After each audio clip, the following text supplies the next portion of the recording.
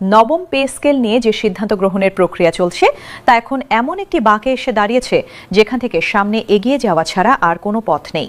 পেছনে ফেরার দরজা বন্ধ হয়ে গেছে, কারণ দেশের প্রশাসনিক বাস্তবতা এখন এমন একটি পর্যায়ে পৌঁছেছে যেখানে আর কোনো দেরি করার সুযোগ নেই। সরকারি সূত্রের কাছ থেকে পাওয়া তথ্য, কর্মচারী সংগঠনগুলোর সাম্প্রতিক তৎপরতা এবং প্রশাসনের অভ্যন্তরীণ চাপ, এই সব মিলিয়ে আজকের পরিস্থিতি একটি অভূতপূর্ব মোড়ে এসে দাঁড়িয়েছে। কিন্তু দর্শক, এই মোড়টা বোঝার জন্য আমাদের একটু পেছনে যেতে হবে, কারণ নবম পে স্কেলের দাবিটা কোনো হঠকারী দাবি নয়। এর পেছনে রয়েছে বছরের পর বছরের জমে ওঠা একটি যন্ত্রণার ইতিহাস। দর্শক, বাংলাদেশে মূল্যস্ফীতির চিত্রটা যদি দেখবেন গত কয়েক বছরে দেশে মূল্যস্ফীতি একটি অসহনীয় মাত্রায় পৌঁছে গেছে। বাজারে গেলে এখন একটি পরিবারের সাধারণ বাজার করতে যা খরচ হয় 5 বছর আগে তার অর্ধেকেরও কম লাগত। চালের দাম বেড়েছে, ডালের দাম বেড়েছে, তেলাম বেড়েছে, তেলের দাম বেড়েছে, সবজির দাম বেড়েছে, বাড়ি ভাড়া বেড়েছে, সন্তানের পড়াশোনার খরচ বেড়েছে, চিকিৎসার ব্যয় বেড়েছে, যানবাহনের খরচ বেড়েছে, কিন্তু একটা জিনিস বাড়েনি, সরকারি কর্মচারীর বেতন। এই অসামঞ্জস্যটা সহজভাবে বোঝানো যায় একটি উদাহরণ দিয়ে। ধরুন, 5 বছর আগে একজন কর্মচারীর বেতন দিয়ে প্রতি মাসে 100টি জিনিস কেনা যেত। এখন সেই একই বেতনে হয়তো 50টি জিনিস কেনা যাচ্ছে, কারণ বেতন একই আছে কিন্তু প্রতিটি জিনিসের দাম দ্বিগুণ হয়ে গেছে। এটাকেই অর্থনীতির ভাষায় বলা হয় প্রকৃত আয় হ্রাস। কাগজে বেতন একই, কিন্তু বাস্তবে প্রতি মাসে কর্মচারী আগের চেয়ে অনেক গরিব হয়ে যাচ্ছেন। এই পরিস্থিতি এখন সহ্য সীমা ছাড়িয়ে গেছে, আর সেই কারণেই আজ প্রশাসনের ভেতরে ভেতরে যে অস্থিরতা তৈরি হয়েছে তা আগের যে কোনো সময়ের চেয়ে অনেক বেশি গভীর এবং ব্যাপক। দর্শক, এই অস্থিরতার একটি নতুন মাত্রা তৈরি হয়েছে সম্প্রতি। প্রশাসনের ভেতর থেকে খবর আসছে যে মাঠ পর্যায়ের কর্মচারীরা এখন আর কেবল নিজেদের মধ্যে কথা বলছেন না, তারা তাদের ঊর্ধ্বতন কর্মকর্তাদের কাছেও সরাসরি বলতে শুরু করেছেন যে এই বেতনে আর চলছে না। এই সরাসরি যোগাযোগটা প্রশাসনিক শ্রেণীবিন্যাসের মধ্যে একটি অস্বাভাবিক ঘটনা। কিন্তু যখন মানুষ সত্যিকারে কষ্টে পড়েন তখন শ্রেণীবিন্যাসের দেওয়াল ভেঙে যায়, আর এই দেওয়াল ভাঙার শব্দটাই এখন উচ্চ মহলে শোনা যাচ্ছে। উচ্চ পর্যায়ের কর্মকর্তারা এখন একটি বিষয় স্বীকার করছেন যা আগে কখনো এত খোলামেলাভাবে স্বীকার করা হয়নি। তারা বলছেন, বর্তমান বেতন কাঠামো প্রশাসনিক কার্যকারিতার জন্য একটি বাস্তব হুমকি হয়ে দাঁড়িয়েছে। যে কর্মচারী আর্থিক কষ্টে থাকেন তিনি কাজে মনোযোগ দিতে পারেন না, যে কর্মচারী মনোযোগ দিতে পারেন না তিনি ভালো সেবা দিতে পারেন না, আর যে সেবার মান কমে যায় তার ক্ষতি শেষ পর্যন্ত সাধারণ জনগণকেই ভোগ করতে হয়। এই সংকটটা এখন কেউ আর অস্বীকার করতে পারছেন না। দর্শক, সরকারি সূত্রের কাছ থেকে আজকে সবচেয়ে গুরুত্বপূর্ণ যে তথ্যটি পাওয়া গেছে তা হলো নবম পে স্কেলের খসড়া প্রণয়নের কাজ এখন শেষ পর্যায়ে। একাধিক বিকল্প প্রস্তাব পর্যালোচনা শেষ হয়েছে। এখন একটি চূড়ান্ত প্রস্তাব বেছে নেওয়ার প্রক্রিয়া চলছে, এবং এই বেছে নেওয়ার কাজটা যখন শেষ হবে তার কিছুদিনের মধ্যেই একটি আনুষ্ঠানিক ঘোষণা আসতে পারে। এই তথ্যটা যখন প্রশাসনের মধ্যে ছড়িয়ে পড়েছে তখন অনেক কর্মচারীর মুখে একটু হাসি ফুটেছে, কিন্তু পাশাপাশি সতর্কতাও আছে, কারণ এর আগেও এই ধরনের আশার কথা অনেকবার শোনা গেছে, আর প্রতিবারই শেষ পর্যন্ত হতাশা ছাড়া কিছু মেলেনি। তাই অনেকেই বলছেন, আমরা শুনতে চাই না, আমরা দেখতে চাই, ঘোষণা আসুক, বেতন বাড়ুক, তখনই বিশ্বাস করব। এই অবিশ্বাসটা কিন্তু অযৌক্তিক নয়। বারবার আশা দেওয়া আর সেই আশা পূরণ না হওয়ার কারণেই এই অবিশ্বাস তৈরি হয়েছে, আর এই অবিশ্বাসটাই এখন সরকারের কাছে একটি বড় চ্যালেঞ্জ।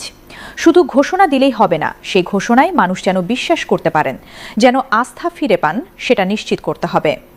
দর্শক, এই মুহূর্তে যারা দেখছেন এখনই চ্যানেলটি সাবস্ক্রাইব করুন। নবম পে স্কেলের প্রতিটি আপডেট সবার আগে পেতে এই চ্যানেলের সাথে থাকুন। এবার আসুন কর্মচারী সংগঠনগুলোর সর্বশেষ অবস্থান সম্পর্কে জানি। গত কয়েকদিনে বিভিন্ন সংগঠনের নেতারা একাধিক বৈঠক করেছেন। এই বৈঠকগুলোতে তারা তাদের পরবর্তী কৌশল নির্ধারণ করেছেন। সংগঠনের নেতারা বলছেন তারা এখন একটি নির্দিষ্ট সময়সীমা নির্ধারণ করার কথা ভাবছেন। যদি সেই সময়সীমার মধ্যে সরকারের কাছ থেকে একটি সুনির্দিষ্ট এবং বাস্তবায়নযোগ্য ঘোষণা না আসে তাহলে তারা কঠোর কর্মসূচির দিকে যেতে বাধ্য হবেন। এই সময়সীমার ঘোষণা এখনো আনুষ্ঠানিকভাবে আসেনি, কিন্তু এটা আসতে পারে যে কোনো সময়, আর একবার এই ঘোষণা এলে পরিস্থিতি আরও জটিল হয়ে উঠতে পারে। তাই সরকারের কাছে এখন একটি সংকীর্ণ সুযোগের জানালা খোলা আছে। সেই জানালাটা বন্ধ হওয়ার আগেই একটি কার্যকর পদক্ষেপ নেওয়া দরকার। বিশ্লেষকরা বলছেন, সরকার এবং কর্মচারীরা এখন একটি গুরুত্বপূর্ণ কিন্তু ভঙ্গুর সন্ধিক্ষণে দাঁড়িয়ে আছে। এই মুহূর্তে সঠিক সিদ্ধান্ত এলে সংকট এড়ানো সম্ভব, কিন্তু এই মুহূর্তটা যদি হাতছাড়া হয় তাহলে পরিস্থিতি নিয়ন্ত্রণে রাখা কঠিন হয়ে যাবে। দর্শক, এখন আসুন অর্থনৈতিক দিক থেকে একটু বিস্তারিত বিশ্লেষণ করি। নতুন পে স্কেল বাস্তবায়নে সরকারের কত টাকা অতিরিক্ত খরচ হবে এবং সেই টাকা কোথা থেকে আসবে, এই দুটো প্রশ্নই এখন সবচেয়ে বেশি আলোচিত হচ্ছে। অর্থনীতিবিদরা বলছেন, নতুন পে স্কেল বাস্তবায়নে সরকারের বার্ষিক অতিরিক্ত ব্যয় হবে কয়েক হাজার কোটি টাকা। এই বিশাল অঙ্কের অর্থ সংস্থানের জন্য কয়েকটি পথ খোলা রয়েছে। প্রথমত, রাজস্ব আয় বাড়ানো। যদি সরকার কর ফাঁকি রোধে কার্যকর পদক্ষেপ নেয় এবং করের আওতা বাড়ায়, তাহলে অতিরিক্ত রাজস্ব দিয়ে নতুন পে স্কেলের অর্থ সংস্থান সম্ভব। দ্বিতীয়ত, অনুৎপাদনশীল ব্যয় কমানো। সরকারের বিভিন্ন খাতে এমন অনেক ব্যয় রয়েছে যা কমিয়ে আনা সম্ভব। সেই সাশ্রয়ী অর্থ নতুন পে স্কেলে ব্যবহার করা যেতে পারে। তৃতীয়ত, দীর্ঘমেয়াদী পরিকল্পনার মাধ্যমে ধাপে ধাপে বাস্তবায়ন। একবারে পুরো বৃদ্ধি না দিয়ে ধাপে ধাপে বাস্তবায়ন করলে অর্থনৈতিক চাপ অনেকটাই কমানো সম্ভব। এই তিনটি পথের যে কোনো একটি বা এগুলোর সমন্বয়ে নতুন পে স্কেলের অর্থায়ন সম্ভব বলে বিশেষজ্ঞরা মনে করছেন। প্রশ্নটা সামর্থ্যের নয়, প্রশ্নটা ইচ্ছা শক্তি ও পরিকল্পনার। দর্শক, এবার আসুন একটি বিষয় নিয়ে কথা বলি যা অনেকের কাছে হয়তো নতুন মনে হবে। নবম পে স্কেলের আলোচনায় এবার একটি নতুন ধারণা যুক্ত হয়েছে, পারফরমেন্স বেসড ইনক্রিমেন্ট বা কর্মদক্ষতা ভিত্তিক বেতন বৃদ্ধি। কিছু মহল থেকে প্রস্তাব এসেছে যে শুধু বছর পার হলেই বেতন বাড়বে না, বরং কর্মচারীর কাজের মূল্যায়নের ভিত্তিতেও বেতন বৃদ্ধি হতে পারে।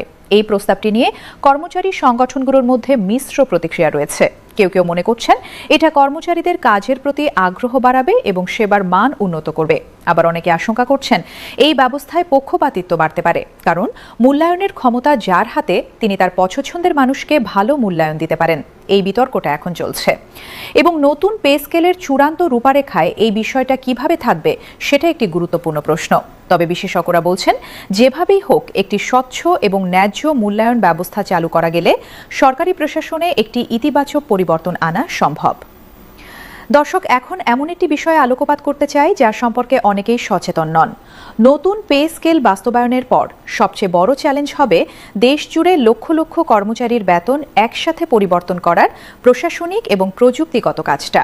এই কাজের জন্য দরকার একটি শক্তিশালী ডিজিটাল অবকাঠামো, দরকার প্রশিক্ষিত জনবল, দরকার সঠিক সময়সীমার মধ্যে কাজ সম্পন্ন পরিকল্পনা। অতীতে বারবার দেখা গেছে ঘোষণা হওয়ার পর বাস্তবায়নে এই প্রযুক্তিগত এবং প্রশাসনিক প্রস্তুতির অভাবই সবচেয়ে বড় বাধা হয়ে দাঁড়িয়েছে। প্রত্যন্ত অঞ্চলে ছোট ছোট সরকারি অফিসে বেতন সিস্টেম আপডেট করতে মাসের পর মাস লেগে গেছে। এই সময় কর্মচারীরা পুরনো বেতনেই পড়ে থেকেছেন। তাই এবারের ঘোষণার আগেই এই প্রস্তুতিটা সম্পন্ন হওয়া দরকার। ঘোষণা এবং বাস্তবায়নের মধ্যে যদি দীর্ঘ ব্যবধান থাকে, তাহলে সেটা হবে আরেকটি ব্যর্থতার গল্প, আর সেই ব্যর্থতার দায় সরকারকেই নিতে হবে। দর্শক, এবার দেশের বিভিন্ন বিভাগে কর্মরত বিশেষ কিছু গোষ্ঠীর কথা বলা দরকার, যারা নবম পে স্কেলের ক্ষেত্রে বিশেষ মনোযোগ চাইছেন। স্বাস্থ্য খাতের কর্মীরা বলছেন, তারা যে কাজ করেন তার ঝুঁকি এবং দায়িত্ব অনেক বেশি। একজন ডাক্তার বা নার্স মানুষের জীবন মৃত্যুর সাথে সরাসরি কাজ করেন, কিন্তু তাদের বেতন অন্যান্য বিভাগের তুলনায় সামঞ্জস্যপূর্ণ নয়। তারা চাইছেন স্বাস্থ্য খাতে বিশেষ ঝুঁকি ভাতা চালু করতে। শিক্ষা খাতের কর্মীরা বলছেন, দেশের ভবিষ্যৎ প্রজন্ম গড়ার যে দায়িত্ব তারা পালন করছেন তার স্বীকৃতি বেতন কাঠামোতে নেই। একজন সরকারি প্রাথমিক বিদ্যালয়ের শিক্ষক যে বেতন পান তা দিয়ে নিজের সন্তানকে একটু ভালো শিক্ষা দেওয়াও সম্ভব হচ্ছে না। এই বিড়ম্বনার অবসান চাইছেন তারা। আইন শৃঙ্খলা বাহিনীর সদস্যরা বলছেন, তারা মানুষের নিরাপত্তায় নিজেদের জীবন ঝুঁকিতে রেখে কাজ করছেন, কিন্তু তাদের পরিবার সেই একই আর্থিক সংকটে পড়ে আছে। পরিবারের চিন্তা মাথায় নিয়ে দায়িত্ব পালন করা কতটা কঠিন সেটা বলার অপেক্ষা রাখে না। এই বিশেষ গোষ্ঠীগুলোর বিশেষ চাহিদাগুলো নতুন পে স্কেলে যদি বিবেচনায় না নেওয়া হয়, তাহলে একটি সার্বজনীন পে স্কেল দিয়ে সবার সমস্যার সমাধান হবে না। দর্শক, এবার সেই তথ্যটি আপনাদের জানানোর সময় এসেছে যার কথা শুরুতে উল্লেখ করেছিলাম। সরকারের একটি অত্যন্ত বিশ্বস্ত সূত্র জানিয়েছে, আগামী কয়েক সপ্তাহের মধ্যে নবম পে স্কেল সংক্রান্ত একটি গুরুত্বপূর্ণ বৈঠক অনুষ্ঠিত হতে পারে। এই বৈঠকে শুধু খসড়া পর্যালোচনা নয়, বাস্তবায়নের একটি সুনির্দিষ্ট সময়রেখাও নির্ধারণ করা হতে পারে। যদি এই বৈঠক পরিকল্পনা অনুযায়ী হয় এবং সেখানে একটি সুস্পষ্ট সিদ্ধান্ত আসে, তাহলে নবম পে স্কেলের আনুষ্ঠানিক ঘোষণা হয়তো আর বেশি দূরে নয়। এই তথ্যটা অনেকের কাছে বড় আশার খবর, কিন্তু অভিজ্ঞতা থেকে শিক্ষা নিয়ে বলতে হয়, এই আশাকে বাস্তবে পরিণত করার দায়িত্ব সরকারের, শুধু বৈঠকক নয়। বৈঠক থেকে যে সিদ্ধান্ত আসে তার দ্রুত এবং কার্যকর বাস্তবায়নই আসল পরীক্ষা। দর্শক, আজ 10 এপ্রিল 2024। দেশের লক্ষ লক্ষ সরকারি কর্মচারী এবং তাদের পরিবার প্রতিটি দিন একটি প্রশ্ন নিয়ে ঘুম থেকে ওঠেন। আজকে কি কোনো ভালো খবর আসবে? এই প্রশ্নটা তারা দিনের পর দিন করে আসছেন আর প্রতিদিন হতাশ হয়ে ঘুমাতে যাচ্ছেন। এই হতাশার চক্রটা ভাঙার সময় এসে গেছে। দেশের প্রশাসনিক স্থিতিশীলতার জন্য, সরকারি সেবার মানের জন্য, দেশের অর্থনৈতিক গতির জন্য এবং সর্বোপরি লক্ষ লক্ষ মানুষের মানবিক মর্যাদার জন্য নবম পে স্কেল এখন অপরিহার্য। যে রাষ্ট্র তার কর্মচারীদের সম্মানের সাথে বাঁচার ব্যবস্থা করতে পারে, সেই রাষ্ট্রের কর্মচারীরাই জনগণকে সেরা সেবা দিতে পারেন। এই সত্যটা আজ আর কারো অজানা নয়। প্রশ্ন শুধু একটাই, এই সত্যকে কাজে পরিণত করার সাহস এবং সদিচ্ছা কি আছে? এই প্রশ্নের উত্তর আসতে পারে যে কোনো মুহূর্তে, আর সেই উত্তর যখনই আসুক না কেন, সবার আগে আপনাদের কাছে পৌঁছে দেওয়ার জন্য আমরা সর্বক্ষণ প্রস্তুত। নবম পে স্কেল সংক্রান্ত সর্বশেষ, সবচেয়ে নির্ভরযোগ্য এবং সবচেয়ে বিস্তারিত তথ্য সবার আগে পেতে এখনই চ্যানেলটি সাবস্ক্রাইব করুন। বেল আইকনটিও চাপ দিয়ে রাখুন যাতে প্রতিটি নতুন ভিডিওর নোটিফিকেশন সঙ্গে সঙ্গে পেয়ে যান। আজকের মতো তো এখানেই শেষ করছি। আল্লাহ হাফেজ।